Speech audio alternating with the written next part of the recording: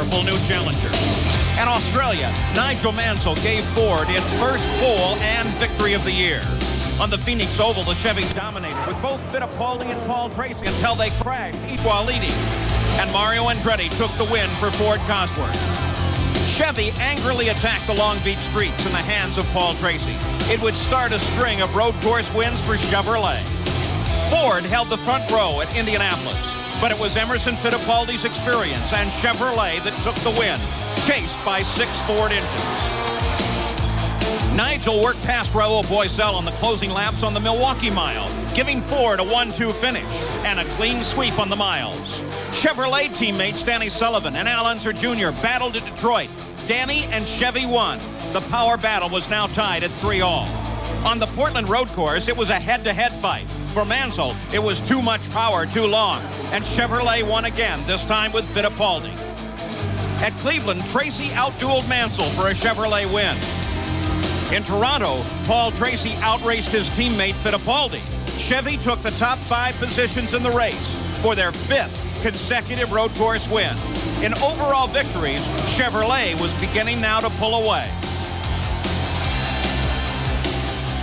But that string of victories would come to a screeching halt in the Michigan 500. Mario scored Ford's 8th pole in 11 races, but he lost the lead to teammate Mansell, who drove on to the checkered flag.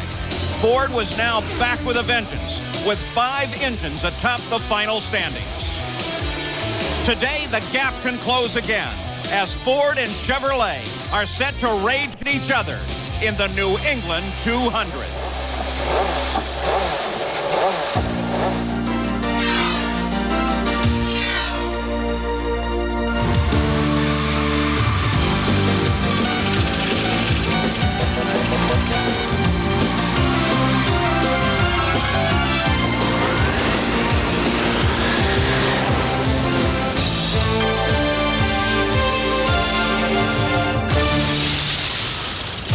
New Hampshire International Speedway, Loudon, New Hampshire, the New England 200. A great race course for spectators and a tough 1-mile oval. Hello, I'm Paul Page. You know, Nigel Mansell is an enigma. Consider the fact that he has trained solely on road courses most of his life, earned a world championship there, took his first flying start in IndyCar here this season, and now leads the point championship, not based on what he's done on road courses, but based on his performance of ovals. 2 of his 3 wins have come on ovals, and he's led over 40% of all the laps he's raced on ovals. Not nearly as good a performance when it comes to the road courses. Now, will Nigel Mansell be able to continue his championship here today? The odds would certainly suggest that, but there are a good number of other IndyCar drivers ready to contest it. Let's go down now to the front row and meet Gary Gerald. Paul, this is the 5th time this year that Nigel Mansell has earned one of those precious bonus points on the road toward the IndyCar Championship. He starts here at the pole, and he does it by a mere 6 thousandths of a second. That's not even the blink of an eye.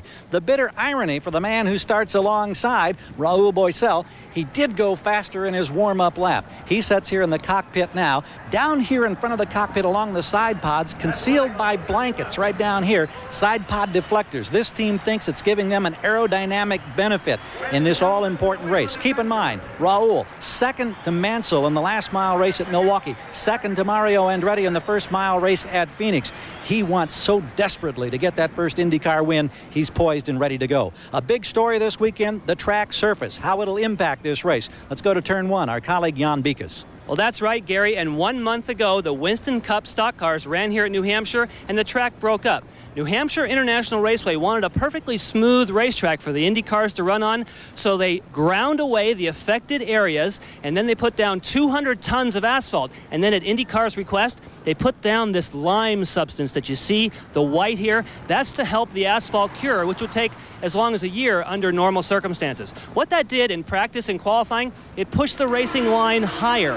That meant that they had to come up with new chassis setups versus last year. Well, what will that mean for the race? What it means is that we had support races here today, and they started to venture down here into this limed area, and over in turn 3 and turn 4, you can run low. We'll probably see cars 3 abreast. But here in turn number 1, you're going to have to pass on the high side. It'll take a brave IndyCar driver to put 4 wheels in here. Just some of the challenges that the Indy cars face today. Now, let's take a look at the starting field. On the pole is Nigel Mansell. The current point leader celebrates his 40th birthday with his 5th pole of the season. Alongside Raul Boisel, the runner-up on the miles at Phoenix and Milwaukee. In row 2 to the inside is Scott Goodyear, his best qualifying run since he sat on the pole at Phoenix. And Paul Tracy, a 3-time winner on the IndyCar Trail. In row 3 to the inside is Roberto Guerrero, looking for his first win on a mile oval since '87. And Mario Andretti, who has scored 18 victories on 1 mile ovals. In the 4th row is Scott Brayton, the 2nd straight week that he has qualified 7th. And Danny Sullivan has won only once on a mile oval. In the 5th row is Bobby Rahal, the defending champion of the New England 200. And Teo Fabi. It's been 10 years since he's won on a mile oval. In the 6th row, Jimmy Vasser, who ran 3rd on the Phoenix Mile in April. And Stefan Johansson, who made his oval track debut here a year ago. In the 7th row, it's Emerson Fittipaldi, his worst start on a mile oval since April of '88. And Robbie Gordon, he has scored 6 top 10 finishes this season. In the 8th row is Al Unser Jr. Only one of his 18 career wins have come on mile ovals. And Mike Groff, making his 4th start of the season. In the 9th row is Willie T. Ribbs. He ran a strong 10th in last week's Michigan 500. And Arie Luyendyk has won 2 of his last 5 starts on mile ovals. And in row 10, it's Olivier Griard and David Coudray. Row 11, Brian Till, Hiro Mashushita. The 12th row is Johnny Enzer and Marco Greco, and alone in the 13th and final row is Jeff Wood. So now on the pit road, the IndyCar engines begin to sound off, balloons float into the air, and we are set to go with round 11 of the PPG IndyCar World Series, the New England 200. Today's coverage of the New England 200 is brought to you by Quaker State. The Big Q is one tough motor oil. And by Budweiser, the king of beers, who reminds you friends know when to say when. We're very close to the start now as ESPN is ready to follow the Indy cars to the end of the season. We've talked about Nigel Mansell, but Derek, what about other contenders? Well, his main contender is Emerson Fittipaldi. Now, he's had his 2nd bad qualifying in a row, and this is a pivotal race for Emerson because he knows if Mansell builds on that 19-point lead in the championship, then Emerson will very much have an uphill battle to try and win this championship for the rest of the year. Let's move forward on the grid to Roberto Guerrero. This is a new Budweiser team this year. They started off reasonably well, then lost their way a little bit, involved in some crashes, not always their fault. But recently they hired Steve Newey, an engineer that has a very good rapport with Roberto Guerrero. And this rapport, our understanding, is definitely paying dividends and translating into speed with this team. This team is on the way up again.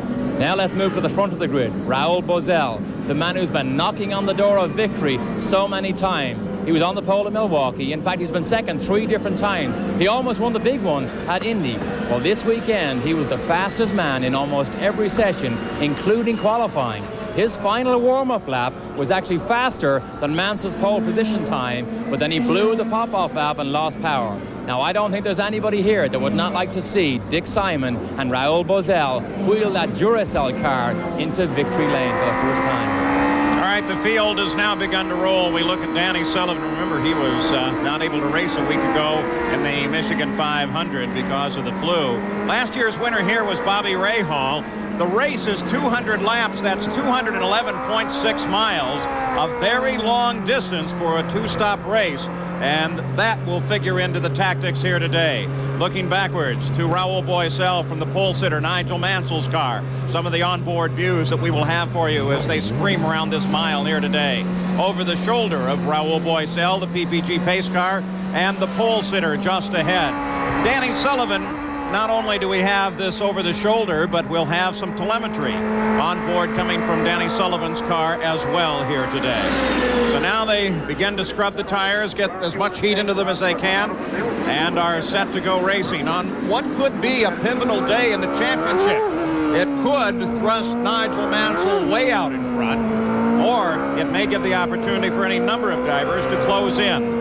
The weather here today, we've got 80 degrees. We had a chance of rain, but now they say no problem at all. Nice sunny skies and low relative humidity. A beautiful day in New England at a magnificent track. Great spectator track here. Plenty of sweeping grandstands so they can all get a nice view. Now on the back stretch, Nigel Mansell, Raul Boisel, as the rest of the field begins to align behind him. Mansell will pace the field through the third and fourth turn as he now begins to pick up the pace. Already the pace car is headed down the pit road. The rest of the field nicely aligned. Mansell with a slow pace coming to the green flag now begins to pick it up just a bit. They straggle out a bit at the back as we go green, and they go 6 abreast in the back of the field as Mansell and Boisel battle. Scott Goodyear drops into third place, moving into the first turn. Tracy moves to the high line. Scott Goodyear, the first one to test low on the track, but of course does slow at a much lower speed than racing speed as he comes up to full chat now. The yellow flag comes out.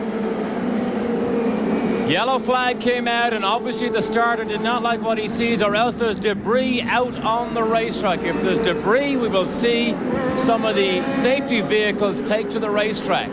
They indicate that there may have been contact in the fourth turn, and there may be debris down there, so they're going to send the safety vehicles out to look for it. There it is, as you see the safety team from IndyCar picking up part of a nose wing. The question is whose it is and how much difference will it make? So they'll send them around again. Derek, there in fact may be the answer. No, wings appear intact on the nose there. Yeah, it's Marco Greco who actually made contact, and the pieces of debris that we saw coming off the racetrack, in fact, are from Marco Greco's car. We may see him also take a trip down the pit lane. Take a look in the upper right-hand corner of the screen. Jeff Wood and Marco Greco apparently got together. And there it is. Apparently got together, yes. Boy. And now you're not supposed to pass anybody, so that was a little bit too anxious. But Greco, luckily, he didn't actually contact or make contact with the wall. Focus down on the front of the field. When that happened, the yellow came out. He came around, got it into the pit area. And so we run under yellow. With Mansell, followed by Boisel, then Tracy, then Scott Goodyear, and Roberto Guerrero. They will now come single file around. The track is clear. We should be able to go back to green flag racing in just a moment. Let's go down pit side, Jan Beekes. Well, talking about wings, Paul, take a close look at Raul Boisel's rear wing. He has what's called a cascade wing, and you'll notice that on Nigel Mansell's car, it has a single plane wing. What that means is that Raul Boisel has set his car up for more downforce in traffic. So wings could play not only part of this yellow flag, but the victory of this race. But the cascade wing, Derek, that should mean more drag and therefore not as high a terminal speed. Danny Sullivan ran this cascade wing during practice, and he was 6 miles an hour slower down the front straight here. He took it off immediately, thinking he was not going to be able to give up that much speed. Boisel reckons that during the course of these 2-hour races, if he can maintain the grip in the corners, he thinks he will more than compensate for that little bit of drag down the straight. PPG pace car gives the signal one more lap to go as we look at Raul Boisel. The same signal coming from the starter stand. So on the fourth lap, we will return to green flag racing. Marco Greco spun at the back of the start. That brought out the yellow on the first lap. Lights go off on the pace car, a signal to the field behind that they will now go back to the green flag. And Nigel Mansell, for the first time in his IndyCar career, has led the opening lap on an oval. Remember at the Michigan 500, he was so powerful. Will that be repeated here today? He makes that turn off 4. Lessons learned, picks up the pace. And we go green again.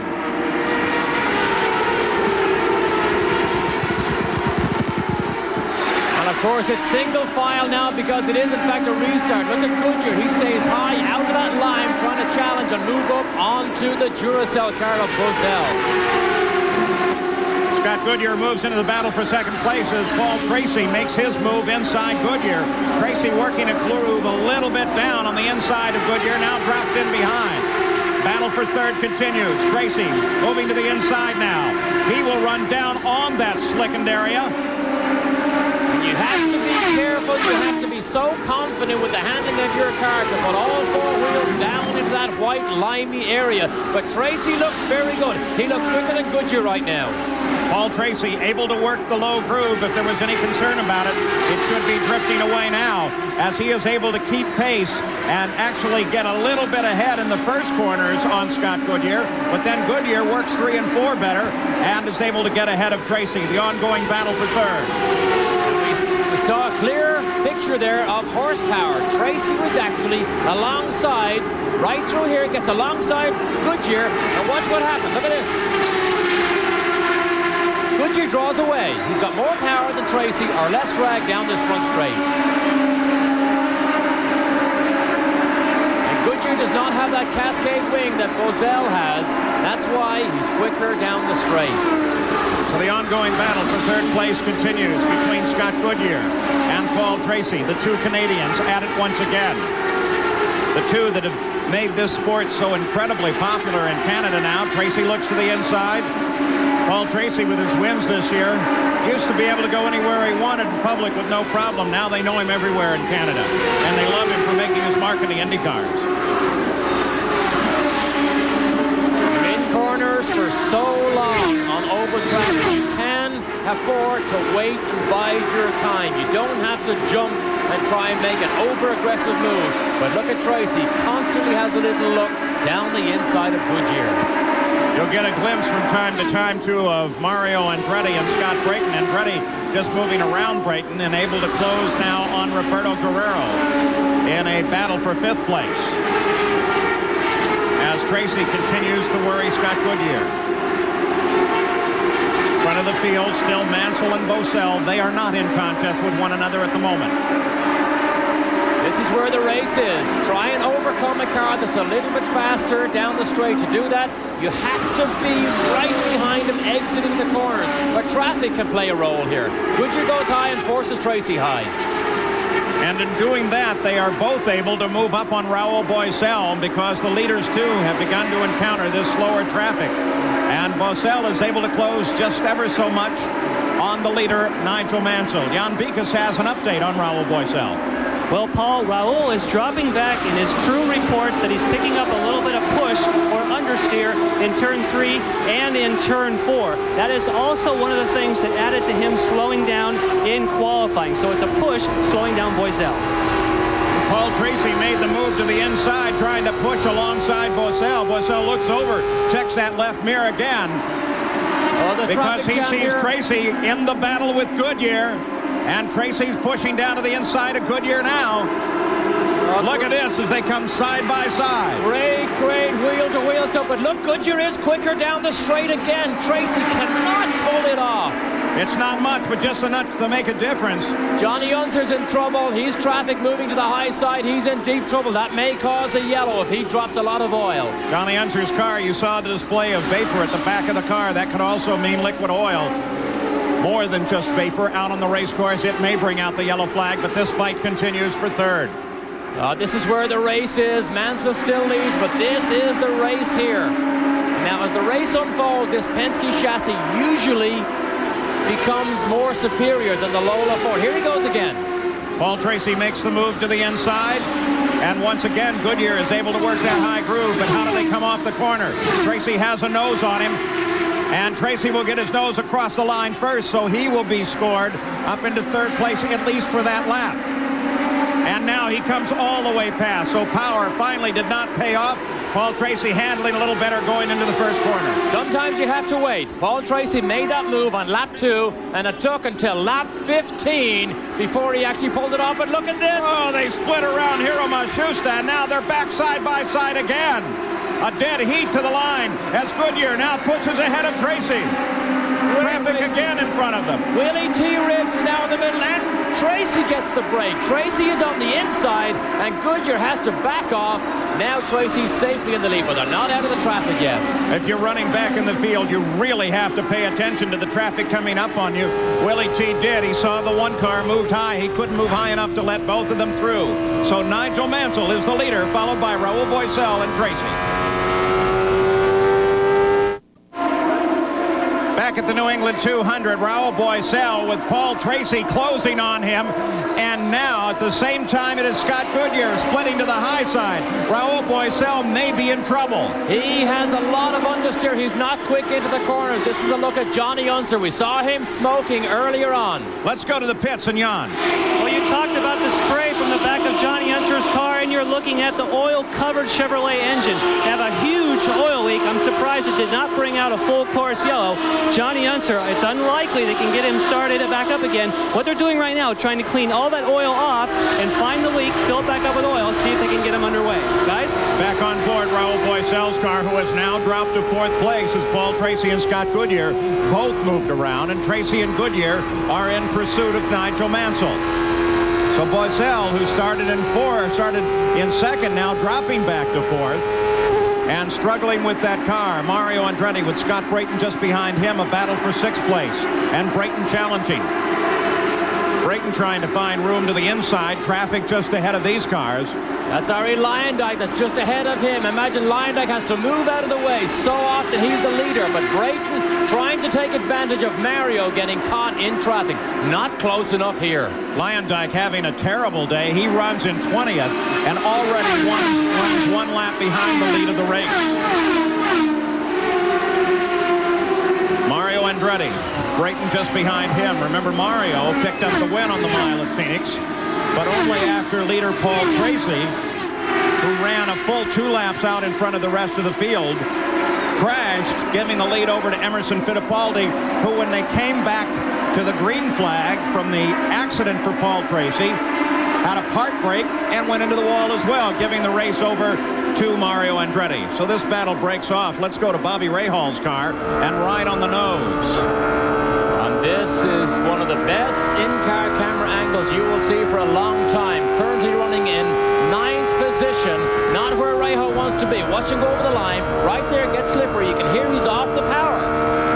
Now he gets back on the power, drifts it wide up into the groove. But Rahal got this car very late, remember, doesn't have the type of test time other people have, and doesn't enjoy the type of success he did, particularly last year. All right, at the same time, let's go to the front of the field and ride on board with Nigel Mansell. Traffic just ahead. The key to Mansell on these ovals, I think he's very smooth. He's in the lead, adapting to moving past traffic. He still goes over the line also. That's a measure of the confidence he has in the car. But Mansell adapting and likes these ovals. And I have to tell you, he is very relaxed on these race weekends. Look at him gather up the traffic here. Alonso Jr. just ahead. Mansell, we mentioned, celebrating his 40th birthday today. Had a little party back in the paddock area. His family is all here celebrating with him. He's still suffering a touch of what he believes is the flu from last week. Remember how exhausted he was at the Michigan 500. And you saw a good example there, Paul, how quickly you have to make a decision. He went to the outside of Machusta. Machusta came out, then he went back to the inside of Ari Lyondike. So within the space of 1 corner, he has to change the groove twice, change his line twice. Look how well the car responds to all of that. Seems to be able to put it anywhere he wants.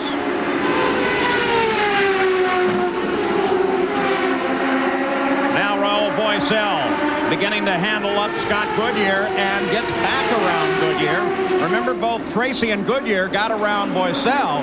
Now Boycel suddenly is back in this fight. And he definitely got caught in traffic, and look at the traffic jam here that Mario's now caught in. He almost got boxed in there. Mario had Olivier Griard down to the inside as he tries to work his way through traffic. Now we come back, Scott Goodyear and Roberto Guerrero.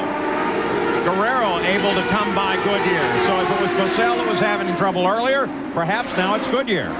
Well, Scott Goodyear was not that confident after his full-tank run yesterday evening. He just didn't think he was as close at this mile oval as they were at Phoenix earlier this year, or even at Milwaukee. He didn't have that confident air about him, and maybe we're seeing the results of that lack of feel for this car, and now he's actually adapting with coping with some problems. Scott Goodyear scored his first and only IndyCar pole at Phoenix this year. Now struggling to get around this course. No other battles in the field. We say that as we see some cars overhauling for lap positions. That's Mario still struggles to stay ahead of Brayton. Brayton very often can take advantage of traffic, but the problem is when the lead car passes, they don't always see a second car that might be right in his slipstream. But Mario's still enjoying about 6 car lengths on Brayton. All of that. They moved around Teo Fabi, the bright yellow car, who's running in 16th place. And so just that quickly, much of the field is running off the pace. 11 cars remain on the leader lap, led by Nigel Mansell, followed by Paul Tracy and Raul Boisel. We'll be back. Back in the New England 200 as Mario Andretti is in a fight. Scott Brayton just got past him. Now Robbie Gordon comes up to challenge as well. Behind Gordon. Mario seems to have been in the thick of some sort of battle or another, with the exception of a couple laps right from the start of this race. A moment ago, it was Brayton that was able to move around him. And now look at Fittipaldi as he comes down onto that low groove. And Fittipaldi gets around Gordon and picks up 7th place now. And the Penske likes that low groove. It has grip down on that tight line. He's going inside Mario also. So he has good grip down there, just like we saw Paul Tracy demonstrate earlier in the Goodyear fight. So if there is any question at all about the quality of the track down low, I'd say it's gone now. One of the things most of the drivers seem to praise here is how smooth the surface is. Everyone seems to think really a nice track to get around. Nice and smooth. Ari Leyendyk is down in the race now. Let's go down to the pits. Well, Ari, last week a third-place finish in Michigan. The car not responding this week. What's happened to put you out so early? Basically just handling problems. The car is undrivable. And for me to stay out there and get in the way of everybody and myself, the team decided to call me in and call it a day, and I think it's a wise decision because on these tracks the speeds are too high to have to cope with a car that is very ill handling. Sorry to hear that. We hope it's better in weeks ahead. Thanks, Ari. Thank you. Wow, tough day for Leyendyk, Paul. He just says it's not safe to drive, and the team has put him on the sideline, and he agrees with it. Good piece of sportsmanship by both he and the team crew. Now, speaking of speeds, fastest lap of the race has been turned by the leader of the race, Nigel Mansell. And there is Paul Tracy as he makes his move on the leader of the race. I was going to say Nigel's been running at 160 miles an hour, and so is Emerson Fittipaldi. Then Mansell's speed dropped off, and now Paul Tracy moves to the lead. And again, we see Tracy runs right down low across that line. It doesn't seem to affect this Penske. Oh, look at the traffic jam here. Where's Mansell? There's Mansell on the outside. It gives Mansell an advantage as he closes right back on Tracy's wing. Let's go to Jan Bikas. Well, Paul, we talked earlier in the race about downforce. One thing that all the teams concede, the Lola teams, the Penske does have a little more downforce. That's why we're seeing Paul Tracy and Emerson Fittipaldi move up so quickly. The Penske chassis, a little more downforce. That's why they can run lower than the Lola. Paul? Also, I spoke to Paul just before he jumped into the car. He said one of the reasons this car is so good over long periods, it does not wear its tires out as quickly as the Lola. That's why as these races progress, these Penskes come nearer and nearer to the front. And remember what we saw Penske or Tracy do at Phoenix? He was 2 laps clear of the whole field before he made that mistake with Jimmy Vasser. Paul Tracy now threads his way through traffic as Nigel Mansell tries to catch up. This is the view from onboard Bobby Rahall's car. Let's take a look at that pass one more time as they worked their way around Danny Sullivan, and Paul Tracy just jumped up high and blew right past him. Well, that is as definitive an outside move as I have seen for a long time. Mansell protected the inside line, and Tracy said, okay, I have grip down there, but the outside line was wide open, and in a flash, he had the lead. And of course, in all of that, you saw that they were able to get around Mario Andretti, Nigel's teammate, who now runs in 10th place, Bobby Rahal, who now runs in 9th. All those cars are a lap behind the new leader of the race, Paul Tracy. Now it's Goodyear. It's match. Oh, here, 3 wide again. One of the comments after last year's race was how easy it was to run 2 and sometimes 3 abreast, particularly into turns 3 and 4. That's what we saw right there. Cars in the middle, one goes low, one goes high. Look at Robbie Gordon as he battles with the leader of the race. And now Paul Tracy is able to move away. Robbie Gordon, a lot of people wondering about what his future may be for next year. A.J. Foyt, the car owner, says, well, I've got an option on him for next year. I like what he does, and I think I'm going to exercise that option. Robbie Gordon says he's not sure about that option. Michael Cranifer says he is definitely going after Robbie Gordon if he puts his complete new IndyCar package together, which in fact is not, I don't believe it's done yet. We approach what the racers call the silly season.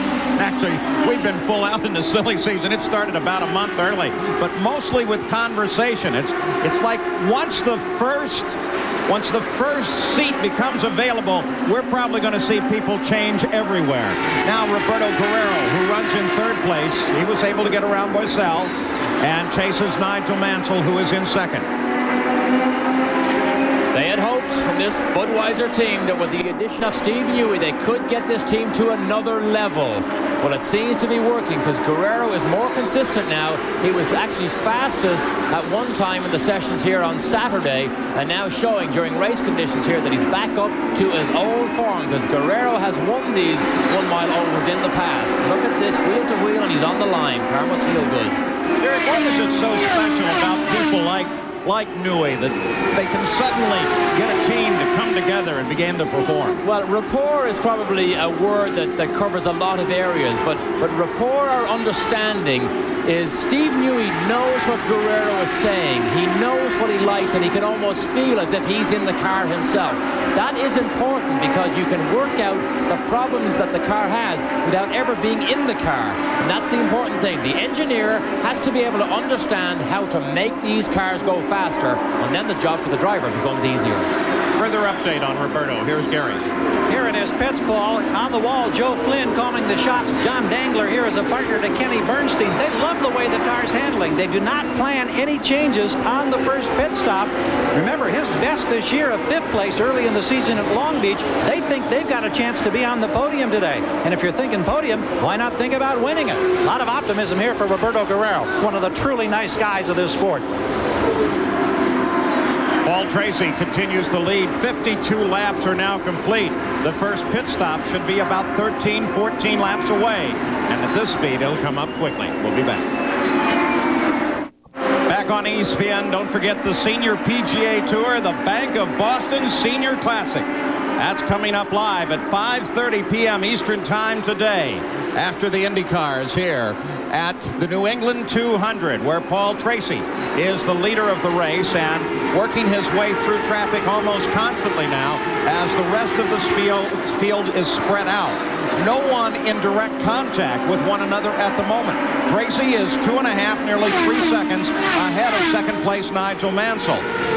There are only 5 cars on the leader lap. Paul Tracy, Mansell, Roberto Guerrero, Raul Boisel, and Emerson Fittipaldi. 54 laps are into the record book, now 55, and so we should be a little over 10 laps away from the first stop of the race.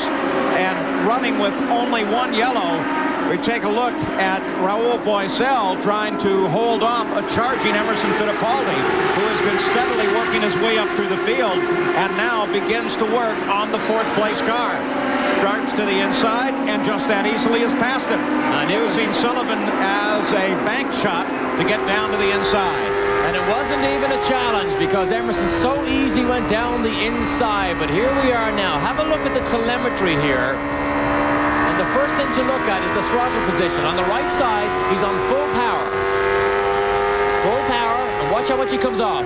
Almost right off the throttle, gets on the brakes. Now he plays with it. Look, dab, couple of little dabs. As soon as he knows the car's straight, bang, straight back on. Now watch the speed. 166, 7, 8. A lot slower than they were in qualifying here. So you have RPM, speed, lateral G's. That's another very interesting thing to have on the race car. It gives you an idea of the physical forces on a driver. As we take a look at this Chevy telemetry, look at the lateral G's increase. And it comes on very sudden as he turns into the corner and sustains all the way through that corner. And of course, lateral G's, G's being gravity, the force of gravity. Lateral means sideways. Now watch the graph here. Look, goes up to 1, 1.5, 2 G's. That means twice the force of gravity, double your body weight is pulling you sideways as you go around the corner. That's why, of course, drivers have to use neck straps because their neck muscles are physically not strong enough to hold the head and their helmet up.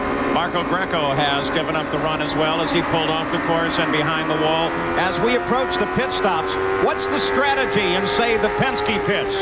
Let's get an update from Jan Bikas. Well, Paul, the strategy right now is to maintain the original strategy of going with a two-stop race. If cars do not make it to lap 67, you cannot make this race in 2 stops. Both Emerson Fittipaldi and Paul Tracy are going to be on pit road on the very same lap. They're separated enough on the track, they think they can get away with it. Lap 67, Penske will be in. That means even if it's green, they can do it in only 2 stops. Paul? That's 6 laps away as Paul Tracy. Now, is he perhaps on his way to a repeat of his performance at Phoenix, a race that would surely have been his had it not been for what appeared to most as a premature move on the slower car of Jimmy Vasser, where he ducked under the inside, lost the back end, and caught the wall. Emerson Fittipaldi now closing on Roberto Guerrero. There's Guerrero, the red and white car, just ahead. Well, the Penske freight train in race conditions over these long runs is again proving to be much more superior than the Lolas. So Roberto Guerrero is going to have his hands absolutely full in about 1 lap. But I don't think it's going to be much of a challenge because Emerson has closed this gap incredibly in only about 2 or 3 laps. Watch what happens under... Oh, look at this. Acceleration out of the corner. Emerson is so much earlier on the power and blows by him. No contest. There's Fittipaldi now into 3rd place as he has steadily fought his way up through the field. And look how fast he pulls away once he is around Roberto Guerrero. Again, echoing what Derek Daly suggested earlier, and that is that the Penske cars do not appear to use their tires nearly as much as the Lolas do. In fact, there's almost the appearance that the Penske cars get better the further they go. They certainly get faster as the fuel load lightens. Now, the next one up the road, of course, is Nigel Mansell. There's Johansson moves aside, not happy with his Penske. It's exactly the same chassis as Emerson Fittipaldi is in, obviously with not the same setup. Got an idea with the serial scoring graphic there of Fittipaldi's gradual move up through the field as he comes up to overhaul 8th place Bobby Rahal and put him yet another lap down. 1 car slides up to the wall, catches the wing, the yellow comes out. David Kudrave loses it at turn 3 in the traffic jam and has a lazy slide up into the wall, breaks the rear suspension and the rear wing. Now, what will they do with the pit stops? The leader's lap is 66. He could wait into this yellow and then head for the pits. It couldn't come better at a better time. Well, this will open up the door for everybody to charge down the pit lane, and Mansell is one of the first one in the pit lane, and Gary Gerald is there. Well, this is almost a blessing here. This yellow, it's perfectly timed. This team was going to wait until lap 72. That's the indication that they're getting excellent fuel mileage. So this is purely a routine stop. We don't expect any changes in the handling characteristics. Tom Wirtz holding Mansell, holding him. Now they're ready. Off the jacks, 14.4 seconds on our clock. Nice pit stop under yellow for the race leader. Let's go to Jan Beekes. Paul Tracy brings it to a stop. He locked up the brakes and slid a little bit past his marks. Right now, Roger Penske's on the radio telling him, hold the brakes, Paul, hold the brakes. That's one of the things the driver has to do. He also has to reset the dash. We're looking for changes on the car. We haven't seen anything. The car's in gear. We saw the wheel spin. Has to turn very hard around Rahal. He's underway. From the overhead shot, you saw that when he got hard on the brakes, he was well past his stop marks at T that is set in the pits. Now Mario Andretti as they work on his car. Raul Boesel is in the pits too. He picked up the lead of the race, of course, when Tracy came in and Mansell came in. And they adjusted those front wings on Boesel's car, so he is not happy with the handling. We got a report he did have understeer or push. They've obviously wound more downforce into that car to try and make those tires last for this second one. I want to understand the strategy here now. Paul Tracy is the leader of the race. The question is whether or not, before we look at the crash, the question, Derek Daly, is why, if you were Roger Penske, and you know that a car is into the wall, there's debris out there, why wouldn't you just carry until the end of the yellow, since your car is so powerful anyway, and then stop it? Well, sometimes it's just safer to bring him in early, because at the end of the yellow, if everybody waits, then you have a much bigger chance of actually making contact or having difficulty getting in and out of your pit lane. But Roger Penske very seldom makes mistakes in situations like this, and he will know that Kudrave's car is still against the wall. All right, here is the situation that put David Kudrave into the wall. Just a quick little loss and up against the wall. You see, he gets it sideways. That's Rahal we're looking from. It's a slow, lazy slide. He jumps on the brakes, but now he's out of the groove in the grey. No option but to just back it up. I don't think he hit the wall too hard, but he did break that right rear suspension as he walks away, having run in a very good 13th place.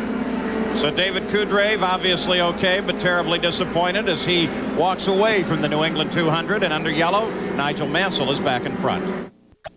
Well, the IndyCar safety team has cleared the David Kudrave car off of the race course. The PPG pace car makes its turn into the pits, and we go back to racing once again. Roberto Guerrero ducked into the pits just as the yellow came out, and as a result, he is sitting here out in front of the field in danger of being lapped by the leader of the race, Nigel Mansell. Guerrero runs in 5th place. Mansell, the leader, followed by Tracy Fittipaldi-Bozell, and then Guerrero, owing to his position, is in peril. Roberto Guerrero needs to run like a rocket here because he can get a lap down so easily. He needs a yellow, but it probably won't come. But again, you see how different a line Mansell takes. He's inside him here, and he's outside him down at 3 and 4. Nigel works so gently with that car. Last week at the Michigan 500 he lost about 8 pounds during the run of the race to dehydration. At him this morning, he still didn't look that strong. And here's the 2 Penske's coming here. Look at this. Tracy is well able to let things settle down a little bit because he knows how good this car is relative to the Lolas after about 15 laps. You got a glimpse of Mike Croft there coming out of the pits. He was in and out because of a stop-and-go penalty issued by the officials for pit speed violation. Pit speed limit here today is 80 miles an hour. You start inching much above that, get to 85, you're going to come in for a stop and go. It's controversial, the rule, but it does work, and it is implemented because of safety reasons. They do not want to have crashes in this pit lane, and that's what they're trying to avoid. The pit speed. Jan Bikas, you have an update? Well, Paul, you're talking about 80 miles an hour, and then 85 is when they'll pull you in. They have a slightly different system here this weekend. They have 2 stationary guns, and then they have 3 people that are roving. In other words, they now all communicate by radio, and if you have one gun that's a little bit high on a driver, like one guy who runs 86, but all the other guns are okay, they're going to let that slide. It looks like Mike Croft was the only one to fall victim to that this time. Another quick note, they have tried laser guns, but it turns out that Indy cars don't get picked up on laser like our road cars, so they have to stick with radar. Paul? Smaller fronter profile.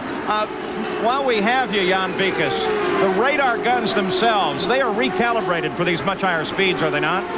Well, they don't have to really recalibrate them, Paul, because they're only running 80 miles an hour in the pit lane. And another thing that Derek Daly can tell us about is that holding an Indy car at 80 miles an hour is a lot harder than holding your street car at 55. So they have them slightly tuned. Yes, Paul, remember, they're only running 80 in the pits.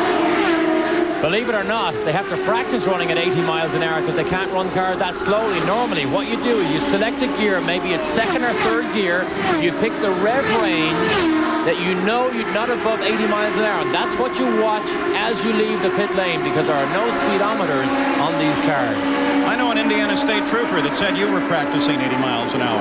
Unfortunately, it was on an interstate, wasn't it? No, it was in the pit lane. Pit lane practice. Nigel Mansell leads it.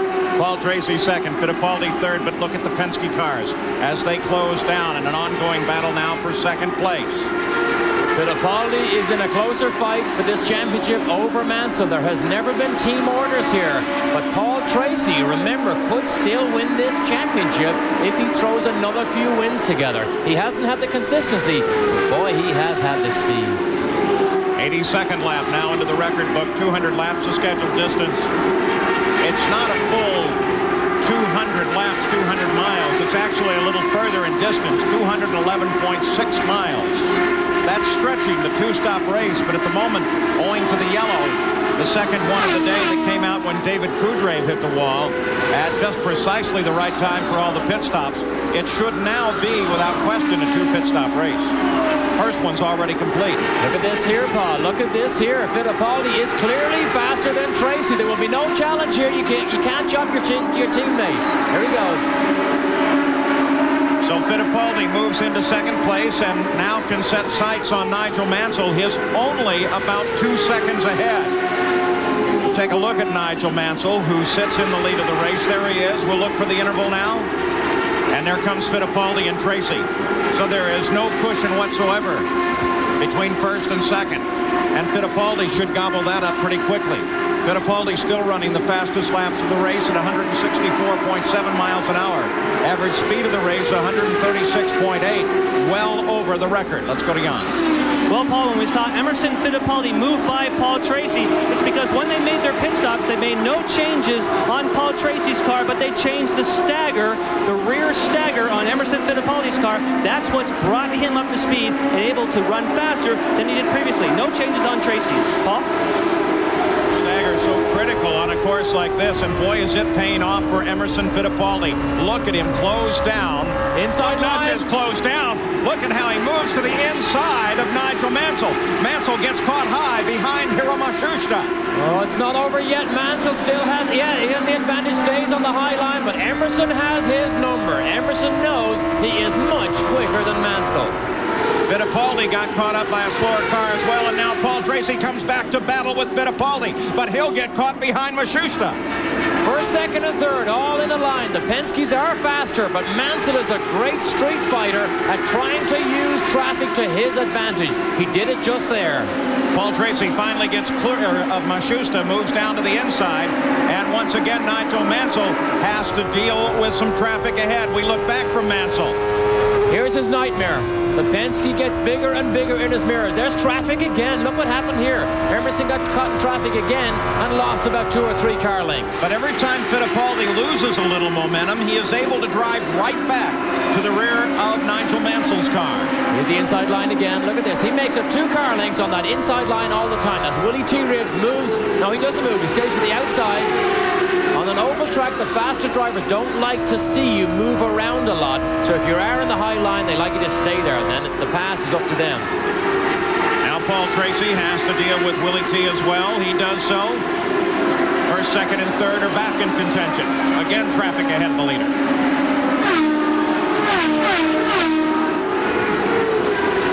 That's Guerrero now right ahead of Mansell. So Guerrero did manage to hang on. Guerrero will not want to give up this position, though, because he is in position of being lapped, but he continues to hang out in front there, running in 5th place. Here it is again. Look, you can see Emerson. He's down on that inside line, and he draws up 2 or 3 car lengths, but he's not close enough here to make a lunge down the inside. No, he has a little look, changes line, but knows he's not close enough.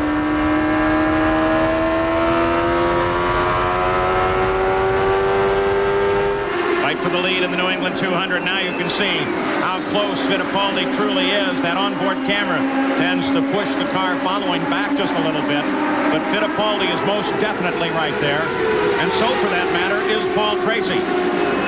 That's Guerrero right ahead of him, so Guerrero I don't think is going to make things easy. He will not move over to let Mansell by, because remember, that puts him another lap down. And they all have traffic to handle. Just in front of them, Stefan Johansson now in front of Roberto Guerrero.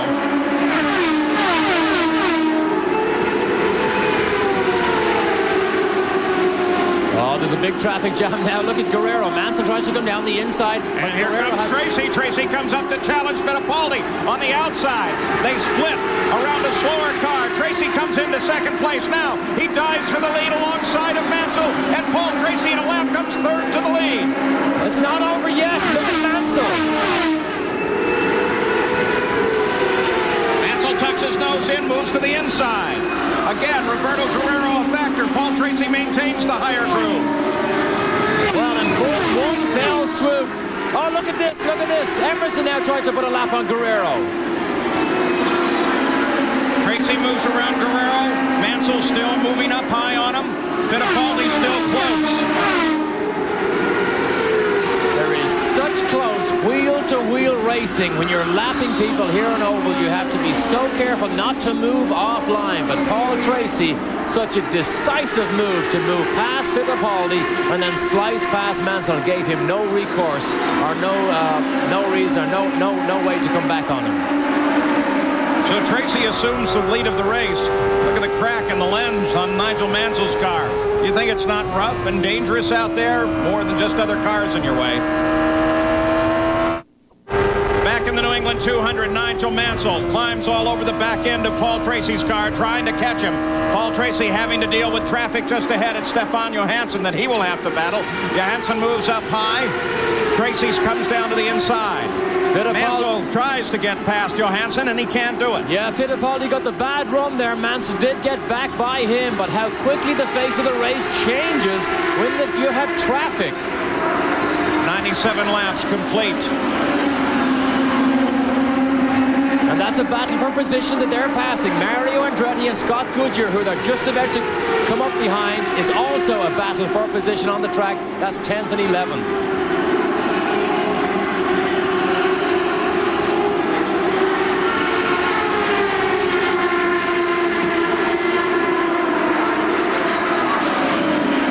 Paul Tracy now begins to pull away. Fittipaldi still the fastest car on the racetrack, and the race average coming up at 139 miles an hour.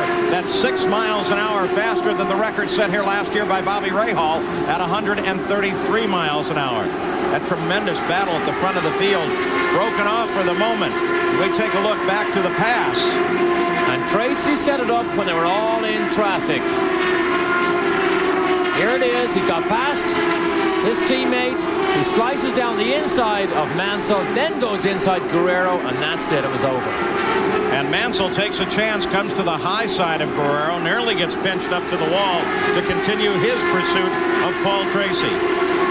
Now, Emerson, I think, is still in good shape, because you mentioned the fastest lap. He is actually 2.7 miles an hour quicker than the next fastest man, which is his teammate, Paul Tracy. So Emerson comfortably fastest on the racetrack, so he can bide his time. He looks in very good shape.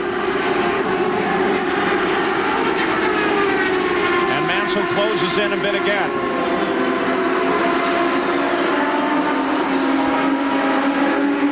This is a great fight. This is what Mansell likes. Hard, close racing where he has to fight hard. Mansell is a very physical driver in the car. Wrestles with the steering wheel, pushes the car all the time, doesn't mind if it gets loose, quite confident that he can handle it. But this is the type of fight that he likes, and it's often the type of fight that he wins. Mansell was 0.8 ahead at the line on the last lap. He is now closed 3.5 on that. It's just a tick over 0.4. And it was like this before the last round of pit stops, and Mansell managed to get back into the lead. Maybe he's thinking of a similar move in the pits for the next stop. Paul Tracy's been very competitive on the 1 mile ovals this year, but he's crashed while leading both at Phoenix and at Milwaukee. We asked Paul, did he learn from these experiences? Well, I think so. Talking to Rick, and he said you got to pay attention to all the details. And before, in that race, I was coming up on guys and passing them so quickly that they didn't even know that I was there or that I was coming by. And I think sure you got to get by people quickly. And that was one of the reasons why I got such a big lead. But I think coming into this race, you got to take a look at guys and see how they're handling, and then make your move, because you don't know what's wrong with the guy or if he's got a handling problem. And majority of the time people don't see you because they're just trying to get around the track themselves. And I think that's one of the things I've learned and been able to practice on road courses, and really pay attention to the details on the road courses coming up on guys, and that helped a lot. Tracy seems a lot better balanced in figuring these races and staying with it. You got a glimpse of Johnny Unser there for a second as Tracy now comes around Mike Groff, who drives the second Rahal Hogan car. He's had an occasional ride in that, as he is the test driver this year. Johnny Unser, by the way, is Bobby and Al's nephew. So Paul Tracy is in front of the field, being chased by Nigel Mansell. Back at the New England 200 as Emerson Fittipaldi, car number 4, closes on Nigel Mansell, the red number 5. This is a battle developing for second place. Paul Tracy has been able to pull away from Nigel Mansell. Mansell had closed to within 0.4, but now he's fallen back. He's 1.3 seconds behind the leader of the race, Paul Tracy, and being threatened somewhat by Emerson Fittipaldi. Let's go down to the pits, get an update on Danny Sullivan. Well, Paul, Danny Sullivan has made an early exit to today's race, and he pulled straight back to the garage area. What happened? Well, we just had terrible handling problems. We don't know what the car was very, very loose, you know, just the back end wanting to slide around. We changed everything, lowered the car, tried everything we possibly could out in the pit lane and in the cockpit. Nothing mattered. We were just in everybody's way. Thank you, Danny. Let's get back upstairs. Nigel Mansell, second place. Now in a bit of a fight with Bobby Rahal. Rahal finally sees him there, moves to the high side. And in just those last few laps, he was able to clip off 5/10 off of Paul Tracy and is closing back in. It's unusual that now we have seen two front runners come out with bad handling problems. Mario Andretti comes into the pits. This is the 112th lap.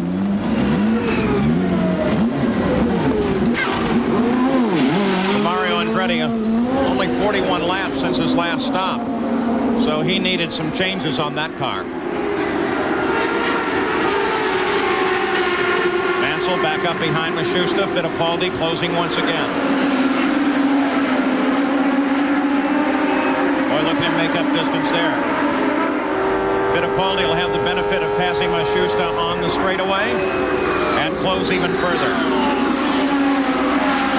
Now there's one more pit stop, so remember this is a championship fight here, not just a race fight. So as this rolls on, I wonder, will Paul Tracy be allowed to keep station? Because remember, Mansell is 19 points ahead of Emerson in this championship fight. If there is team orders, it certainly won't play out until the next pit stop and let the race unfold first. What do you think the chance of team orders are? You think they really would order that? I can't see it. It's too early in the season because Paul Tracy could still win this championship. So I don't think he's far enough behind to say that you must step aside and help Emerson. As Tracy most definitely in the fight as well. The Valvoline race recap after 109 laps. 2 caution flags have come out. One for contact with the wall. That was David Kudrave. They've had 3 lead changes. Mansell and Tracy have been the battlers at the front of the field. Let's go pit side, Gary Gerald. Oh, we're documenting what's going on with Mario Andretti on his first pit stop. They didn't like the way the car was handling, made a change. It did not improve. Dramatic wing changes on this second stop. Mario, remembers, in 4th place in the season points and right in the thick of the battle. He won on the mile at Phoenix, but boy, he has got a handful today. He's been struggling to stay in the top 12 or 13. Now look at that interval change. Here comes Mansell closing in again while Fittipaldi closes in on him. Well, Mansell just did the fastest lap that he has done in the race a couple of laps ago, 164 miles an hour average. That is only 0.7 of a mile an hour slower than Emerson. So Mansell is not in too much trouble out there. We saw them make that wing adjustment. He obviously likes it. We talked at the start of the race about that battle for the engine supremacy. Well, there's Chevrolet in Tracy's car, Ford in Nigel Mansell's car. Let's go to Jan Beekes. Well, earlier you guys were talking about strategy, and Derek said that Emerson Fittipaldi seemed to have the fastest car on the racetrack.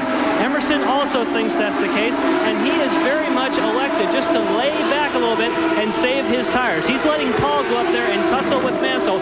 He's just playing it very cagey. He knows he has the quickest car, and he's going to be all ready to pounce if he needs to. Boy, there's the wisdom of a veteran. And the last time he did exactly that on an oval track was the Indianapolis 500. And at the end of the day, he was running stronger than everybody and just blew everybody away.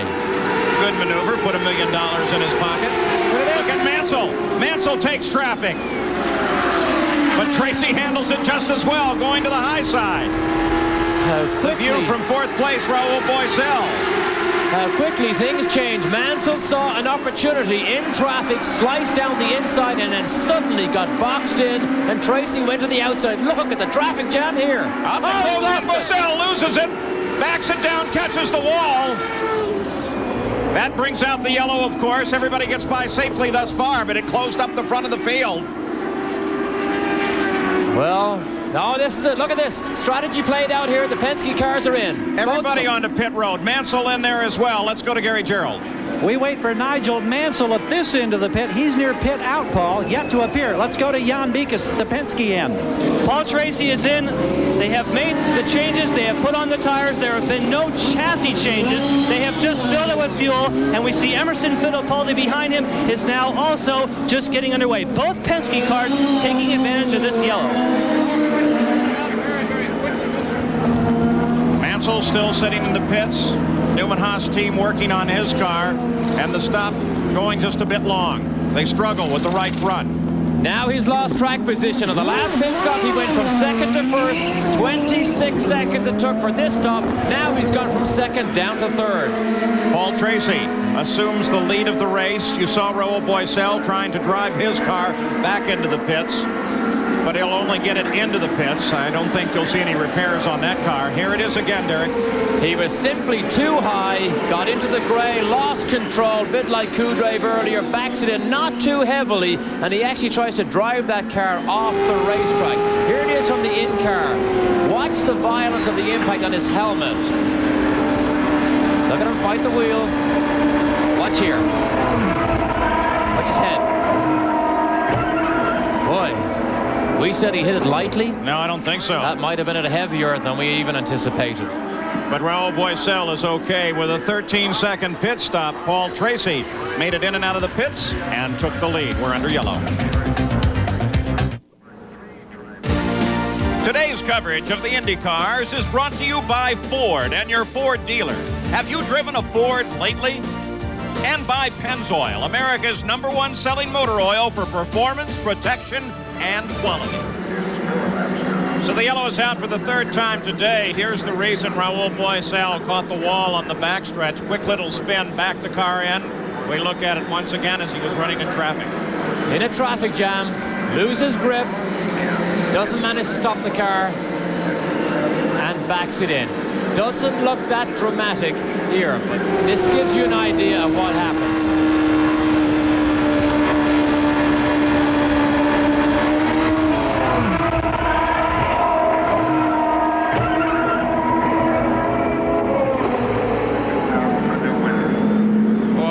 That was like at somebody with one of those big home theaters and a giant speaker. A very expensive piece of noise. Paul Tracy should be coming back to a green flag in about a lap and a half. How will the strategy, the tactics play on this race now? 130 laps are complete. Let's go to Jan. Well, Paul, talking about that pit fuel strategy, people had to come in and fill up with fuel in case this was a long yellow. But as you said, with a 1.5 laps to go, I don't think anybody can make it. If it would have stayed yellow to lap 135, I think they could have made it. It's unlikely it's going to be a 2-stop race. For all those people who came in, I really believe it's now a 3-stop race. Jan, we'd have to agree, Jan, from this end of the pits, it looks like a 3-stop race. But one thing to keep in mind, Jim McGee, who is on the radio to Nigel Mansell, was planning their first stop at 72. Our first indication that they were getting terrific fuel mileage because we thought the window would be 65 to 67 laps. We asked McGee, how are you now? And he jokingly says, oh, we're okay, we can do it. Then he gave me the big wink. I agree with Jan. I think we're going to see a 3-stop race definitely here. They come back to the green flag. Time will tell. 132nd lap as they come back to green from the third yellow of the day, and already the challenge is mounted. Paul Tracy, of course, the leader as he comes around Mario Andretti. In second place is Fittipaldi. Tracy had a tremendous pit stop at 13.5 seconds, while Nigel Mansell, you see him back there alongside of Guerrero, had a 26-second stop. That was very costly for him. They all headed into the pits as soon as the yellow came out. And at one time, Mansell thought that he was ahead of Paul Tracy when that crash happened. In fact, he really wasn't. Tracy was the leader, and Tracy went straight to the pit. It didn't make any difference because of that lengthy pit stop that he had. Mario Andretti, they just overhauled, runs down in 15th position. Had handling problems early in the race. They haven't fully been able to correct that problem. And as the race unfolds, the further back Nigel Mansell is, the easier it is for Roger Penske to make a decision on the championship and team orders.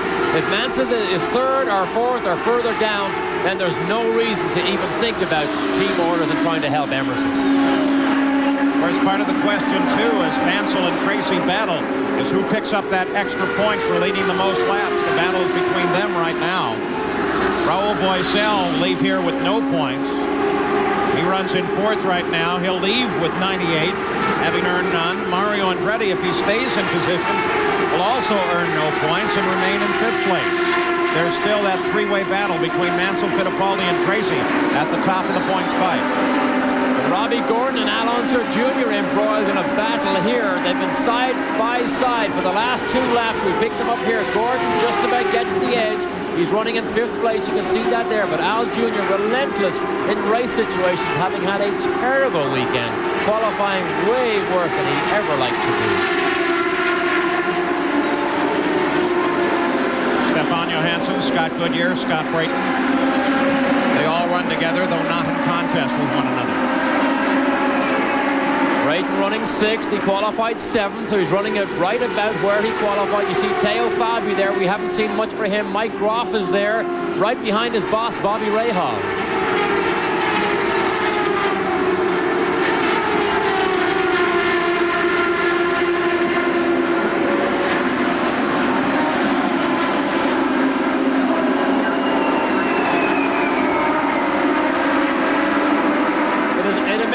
Paul, that line has not actually worn away. Now, we saw that when we got here first this weekend.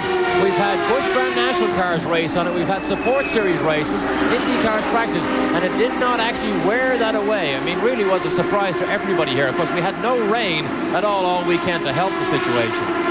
Hiro Matsushita, he runs in 16th place. As we take a look at the front of the field again, the battle in the Penske cars. They've changed the pronunciation again. They've given it to us 4 or 5 different ways. Now it seems that they have settled on Matsushita. They started the year with Matsushita. But he is the Japanese driver. Hiroyuki, by the way, first name. Not Hiro. Hey, Hiro's a perfect name for a racing driver. So at the front of the field, the battle is still between the Penske cars. And Paul Tracy just put an extra lap on Nigel for the points. In the New England 200, the battle is for the lead, and Emerson Fittipaldi now looking at slower traffic of Hiro Matsushita. Moves up behind Paul Tracy. Nigel Mansell moves in from 3rd place at the same time. That Mansell moves under Tracy. Moves under Fittipaldi as the yellow comes out. Emerson looked to me to get awfully close. There's debris down inside Mario. turn 1. Oh, debris, lots of it now. But Emerson looked very, very close to Matsushita as he made the pass there. Mario and Scott Goodyear both against the wall. Scott Goodyear climbs out of the car. Mario stays in it. Not enough room. Damage to the right front wheel. The IndyCar safety crew already there. Scott Goodyear looks back. Mario still in that car. I would have thought he would jump out of that as soon as possible. Sometimes you get dazed and it's much easier to catch your breath and sit there. Thankfully, we see him vacate the machine now. Well, if what they were looking for was another yellow to get them to the finish of the race, here on the 145th lap, indeed it is yellow, as Mario Andretti and Scott Goodyear get together on the front straight. Let's go to Jan.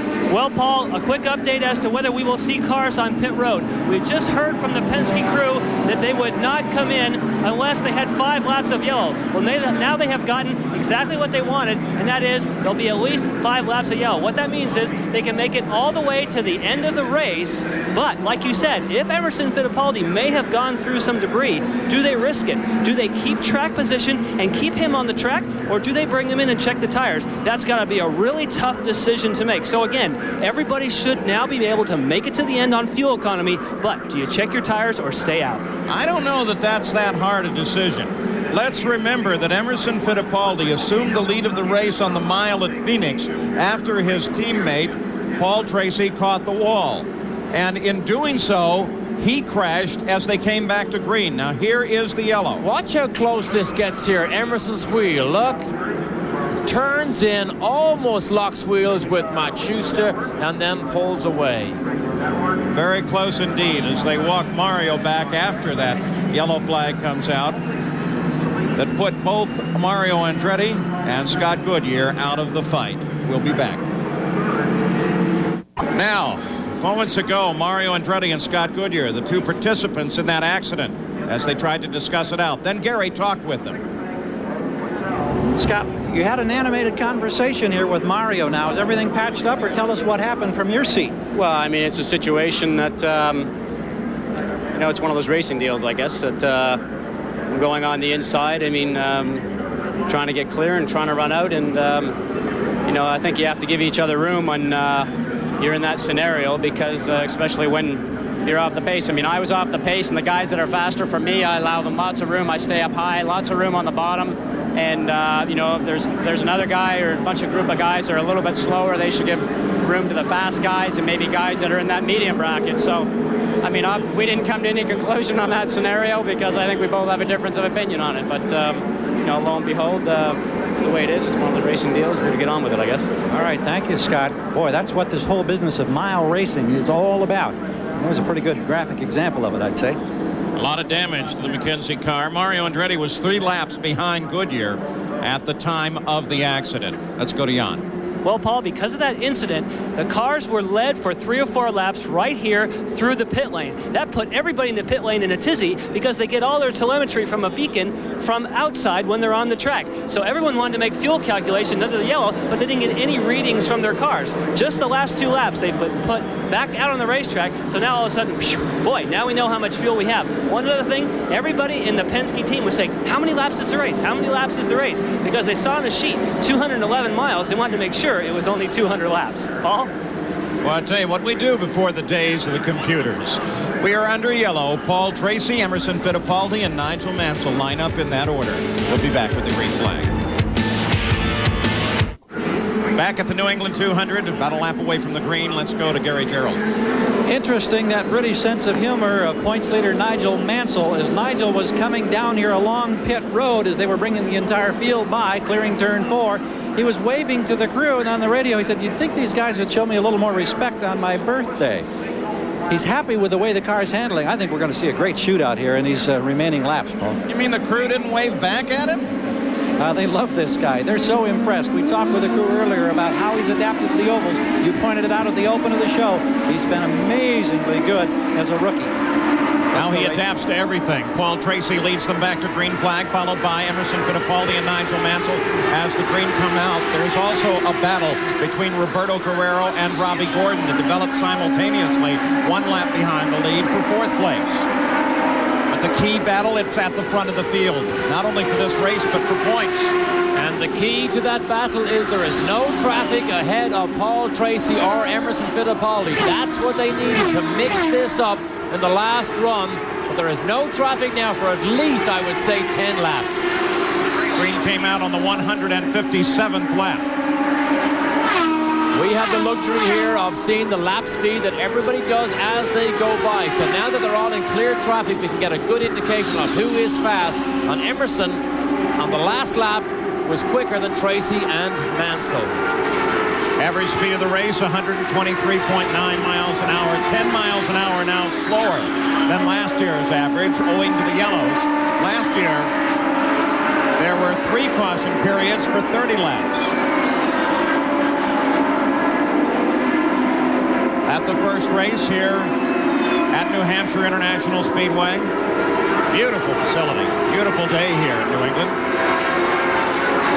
Tracy runs away at the start. He's very aggressive. 2 laps into it, you see Emerson warms everything up, begins to draw away from Mansell, and draws himself up behind Paul Tracy. He was 1 mile an hour faster than Tracy on the last lap. So he is, as he says himself, and as he seems to know, he does have the fastest car in the race. So Tracy, Fittipaldi, the Penske team. Battle here. Mario Andretti, by the way, as soon as he broke off his conversation with Scott Goodyear, headed behind the wall and back into the privacy of his own compound, away from Gary Gerald while he was talking with Scott Goodyear. So we couldn't talk with him.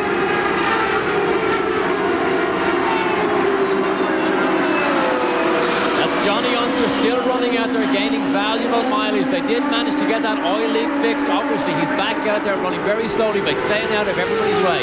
And Marco Greco, we saw him spin earlier. Luckily, he's still in the race, gaining valuable experience. Well, they had reported him out of the race. Obviously, he's back in.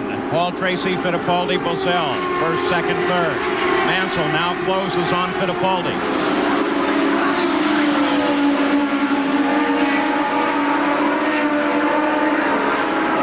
The battle between Roberto Guerrero and Robbie Gordon broken off for the moment. The order remains the same. Guerrero in fourth, Gordon in fifth. Scott Brayton runs in sixth, followed by Allenser Jr., Bobby Rahal, Brian Till, and Jimmy Vasser. Well, it seems like every time Vasser gets in a car on the track, he is really able to stay in the top 10 and stay in the fight.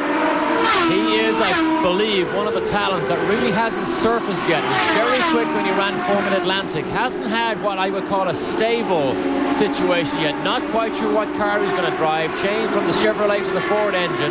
I think when you put a stable situation under Jimmy Vasser, you will see his talent begin to blossom and bloom. Well, and that team is beginning to fall together nicely with great plans for next year, so you may see just exactly that situation. Olivier Griard, he is into the pits. This is a stop-and-go penalty for passing under the yellow flag. Sometimes it's difficult for a driver to deal with this type of thing. The more competitive you are, the more difficult it is to deal with it. But Olivier Griard, nice and easy, down into the pit lane, and away he goes again. And he is not the only one that will be so penalized. Also, Willie T. Ribbs and Stefan Johansson, same penalty. Same reason. Tracy showing the maturity that we all wanted to see from him.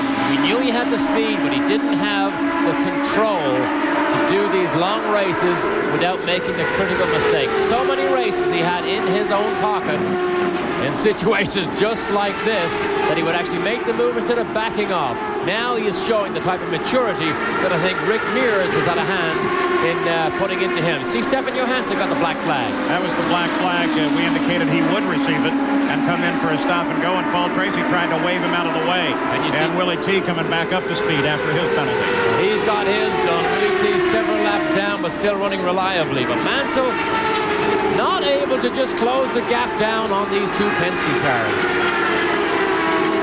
168 laps complete. The point standings at the moment. But of course, there is some distance yet to go. Nigel Mansell would continue his lead.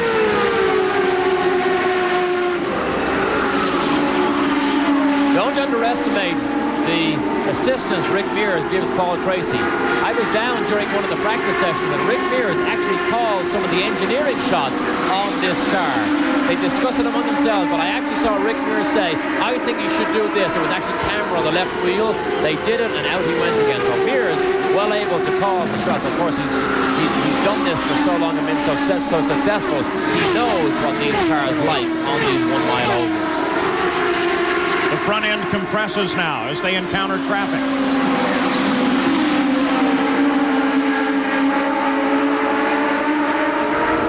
Watching from Bobby Rahal's car now, the purpose here as we run in 8th is to see if he has managed to lower the line down and use that low groove. Without question he does. Oh, look at this. And here comes a battle for the lead. As Fittipaldi moves to the inside, Tracy holds him off on the high side as they split off. And we said it earlier, you need traffic to begin to mix this up. But look what Mansell, the advantage he got. Look at this, trying to go down the inside. That little battle slowed the leaders down, gave Mansell the opportunity to close in, and he took advantage of it. Look at this, look at Mansell now. Here he goes, here he goes. Mansell makes the move for the inside alongside Fittipaldi. Battle for second, very close quarters. Brian Till in there. You see what Mansell did? He was over the yellow line, but look, he's got a good head of steam into 3. Momentum counts for everything on the mile ovals. He's alongside Fittipaldi. Holds the position, moves into second place. Pure driving talent and daring. He made the move at 1, didn't pull it off. Look at the back markers try and move violently out of the way to let the leaders through. And look how conscious he is of those other cars there. as he moves gently away from Brian Till and continues to move ahead and now sets pursuit on Paul Tracy. So Nigel Mansell, with a quick move, comes into second place. We'll be back. Back at the New England 200, 175 laps of 200 complete, and Nigel Mansell is on the move. He just moved around Emerson Fittipaldi. Now he sets his sights on Paul Tracy, and Paul Tracy is just a little under a straightaway ahead, and now they are in contact as he moves around Johansson. It is clear sailing up to Tracy. Here is the move that got Mansell into second place. Now watch what happens here. Mansell goes down below the yellow line. Right there, he's on the pit road. Now he drifts high. Fittipaldi's stuck. Mansell has a head of steam on right here. He acts right up onto Fittipaldi's wing and slices down the inside into 3. A great move by Nigel Mansell. He comes up high, keeps the car rolling. Still a cracked lens on his car, but the rest of the car running perfectly as he runs in second place, 1.3 seconds behind Paul Tracy. That's a little under a straightaway. Tracy will be under pressure here. This is the type of situation that Tracy has faltered in the past. He has shown tremendous maturity, but the world champion is catching him and turning the pressure up. Around Griard as they continue to work through traffic. Once again, a clear span between Nigel Mansell and Paul Tracy. And Mansell begins to reel him in. Now 0.7 of a second back. You think that spurred Mansell on? Tracy goes around the outside of Greco. Mansell just did a lap of 164.5. He is now almost as quick as Fittipaldi for the fastest lap of the race. Interval still at 0.7. They pull away from Emerson Fittipaldi as the interval widens out there. 180 laps complete, 20 to go. Again, traffic a factor. Mansell moves in. Around Willie T. Ribbs, back in contact with the leader.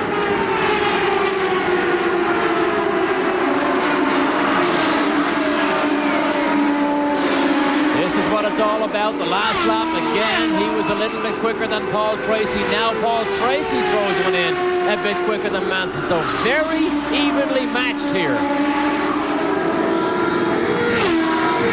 They've been jogging back and forth at about 163.5 to 164.5 miles an hour, both very evenly matched.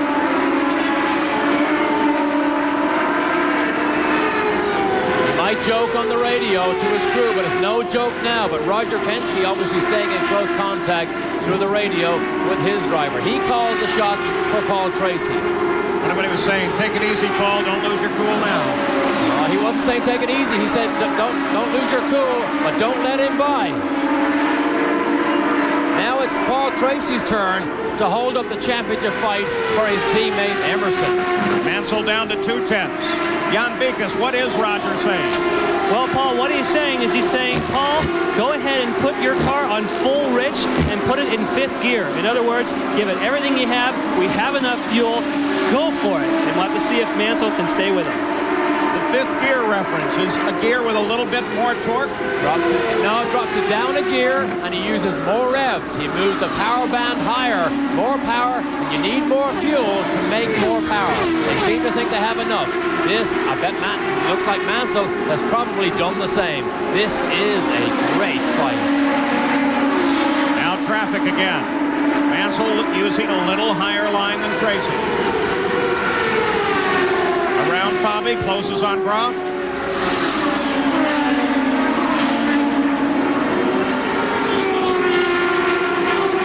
Tracy, no doubt, remembering at Phoenix when he had to get down underneath of Jimmy Vasser. Look at this. Mansell gets caught up in traffic. No, he comes up on the high side. But for the moment, the battle is broken off, and Paul Tracy is still the leader. Back in the New England 200, as Nigel Mansell now has to defend his position from Emerson Fittipaldi.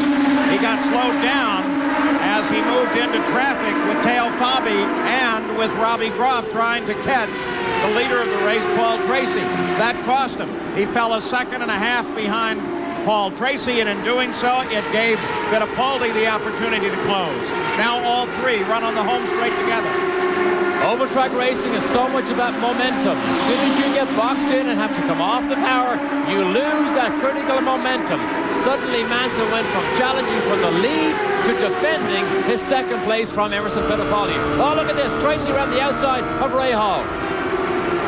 And encounters Scott Brayton running a little slower just ahead. Brayton locked in with Mashusta. And he's passed, so is Mansell.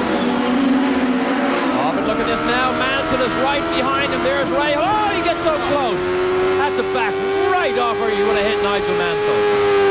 Brayton runs in 6th place. Guerrero is 4th. Gordon is 5th. 10 laps to go now.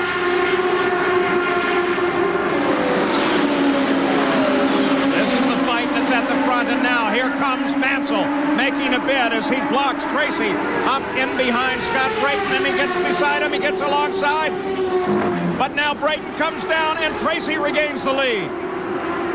This is oval track racing at its best. Mansell tried to use the traffic, almost pulled it off, but Tracy saw where his opportunity was going to come around the outside of Brayton. Mansell now loses the toe.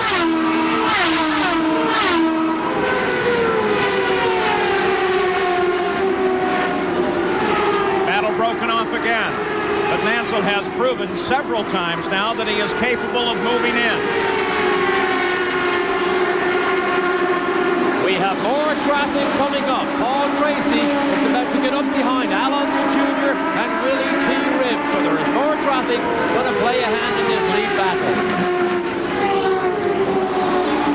So Nigel Mansell continues his pursuit and tries to close on Tracy. We'll be right back. We're back at the New England 200 as Paul Tracy continues to hold off Nigel Mansell. Emerson Fittipaldi waits and watches in 3rd place, about 2 seconds back. Al Jr. needs to stay high. He needs to stay high. He does. Both of them get down the inside. There's more traffic, though. Brian Till is now just ahead of this lead pair. Fight for the lead continues. Fight for championship points. A fight that can move Paul Tracy into 3rd place in the championship points battle. The pressure is on. The pressure is on Paul Tracy. This will be his finest win, probably because of the relentless pressure from Nigel Mansell. He still chases him down. He has 5 laps to chase him down and pass. What a 40th birthday present this would be for Nigel Mansell. His 2nd oval win, a continuing lead in the points. He'll leave here with a point lead no matter what happens. Look at this. Tracy protects that line. Mansell is right behind him again. Look at this.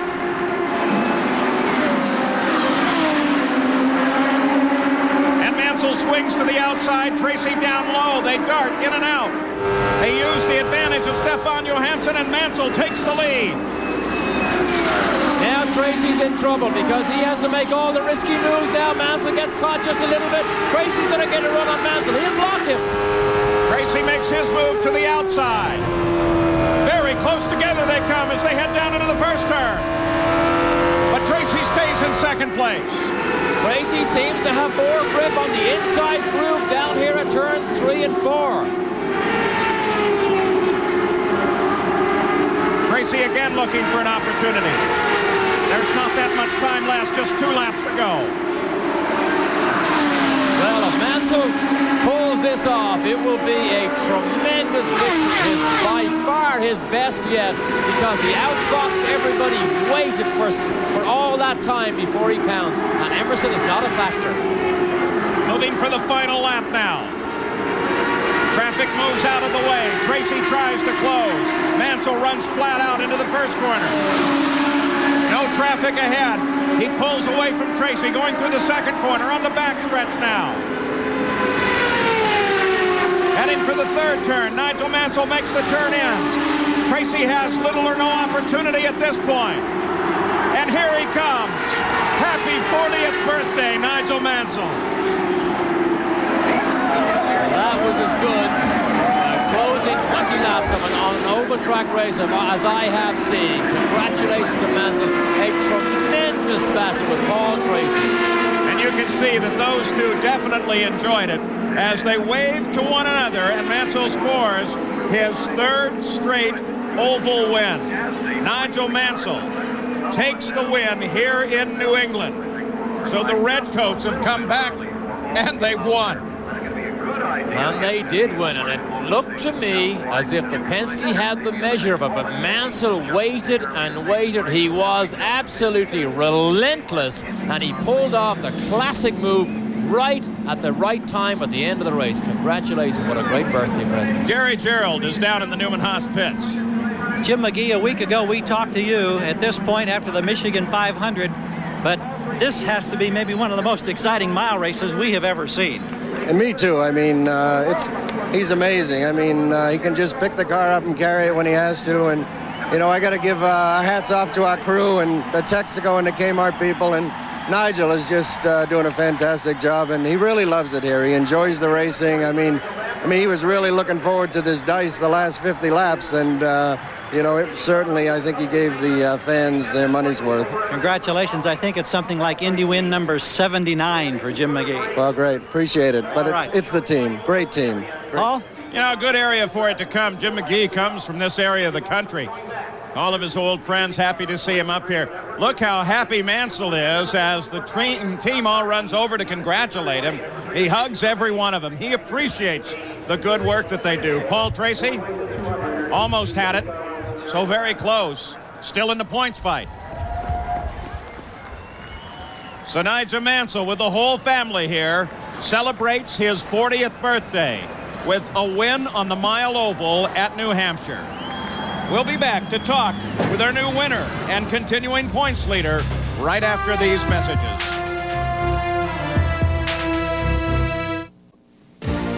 Today's coverage of the New England 200 has been brought to you by Haviland Formula 3 Motor Oil.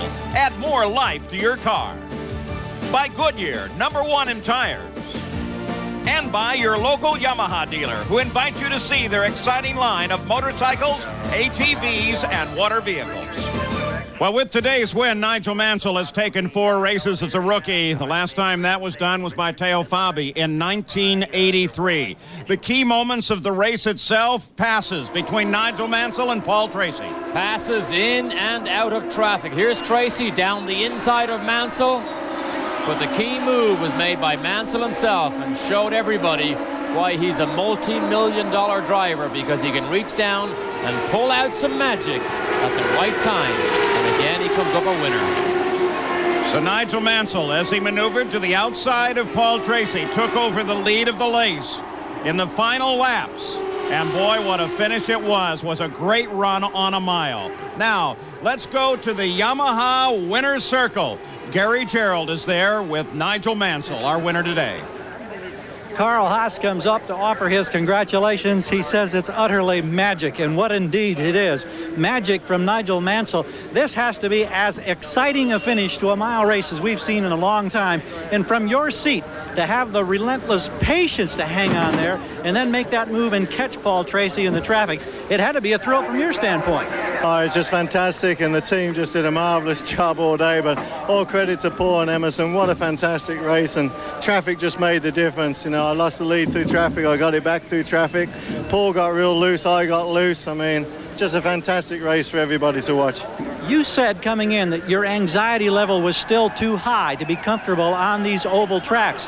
Has that changed? Oh no, I mean I'm learning all the time, but I mean that was just one fabulous race from start to finish, and is a tribute to all the teams and especially the Newman Haas team. This has got to be a great way to turn 40. I'll tell you, this is a great birthday present. Congratulations to Nigel Mansell once again. Let's go to Jan. Well, Paul Tracy stands by in second position. Paul, one short of where you wanted to be, but it really was one of your finest races. Well, it really was. I think this is a testament to how competitive IndyCar racing is. We were running qualifying times the last 40 laps of the race, and it was just Nigel was inspired, and I was doing all I could do just to keep him off. And I got to thank Marlboro and Chevrolet and the whole team. They gave me a great car, and it's just we came up one short. Now, you gave it everything you had, but you have just got word you moved up into third in the points. You still have a shot at it this year. Well, I hope so. It's going to be tough to catch Nigel, but I'd like to finish in the top 3. That was my goal when I started the season, was to finish in the top 3. So, if we can hang on and maybe move up to second, I'd be more than happy with how the season's gone. Paul Tracy with a great drive, and standing by with his teammate is Gary Gerald. Emerson Fittipaldi much better today than a week ago at Michigan when you fought the race car on the track all day long. But how frustrating was it to sit there and watch those two guys in front of you dice through the traffic in the last 25 miles? Well, Gary, I'm very pleased that from where I start, I was able to catch the leaders, and at one point I was running second. I could win the race. I think I was hitting the slow traffic in the wrong time, the wrong place, and Nigel drove a beautiful race, and Paul drove a beautiful race. I'm very pleased to finish third here. Well, you get back and you get precious championship points, but that guy Mansell, he's setting a torrid pace. Well, we're not going to give him easy time from now on, and we know we're going to be strong on every race. All right, thank you, Emil. Good job today. Thank you. He started way back, Paul, and he finishes third. We'll take a look now at the final standings with Nigel Mansell's victory. Running from the pole to the checkered flag, he takes home an additional $45,000 in the Marlboro Pole Award. 5 poles, 4 wins in 11 races this season. We go down through the entire order of a great afternoon here in New Hampshire at the New England 200. Johnny Unser and Marco Greco both stayed solidly within that fight, doing everything they can to keep their Indy cars operating. The rest of these, not so lucky. All fell out early, some damage to Raul Boesel and to David Cougrave's car. Perhaps the best finish of the day, though, was Roberto Guerrero. He ran second in Phoenix in '88, fourth today. Here's Jan. Roberto Guerrero with a 4th place finish. What a great drive. And you and Paul Tracy have something in common. You had to try and hold off Nigel Mansell. What kind of pressure is that? Well, I mean, obviously, the pressure was a little different. He was holding him for position. I was trying to stay on the same lap, so it was a little different. The Budweiser team did a great job with the stops. We didn't get a break on the stops, but it seems like the top 3 cars, they were running a little faster than we were anyway. So it's the 3rd race in a row that we've seen the checker flag, so we're happy. We're getting better, and hopefully the next few races will get even a little bit better. A happy Roberto Guerrero. Paul? And a great run by Roberto Guerrero. Well, Paul Tracy led the most laps today, so he picks up the extra point as we look at the PPG point standings, and Paul Tracy jumped up 2 positions. Nigel Mansell continues his lead. Well, there are now 5 more races to go in the PPG IndyCar schedule. The next is at Elkhart Lake, Wisconsin, and you'll see them all right here on ESPN.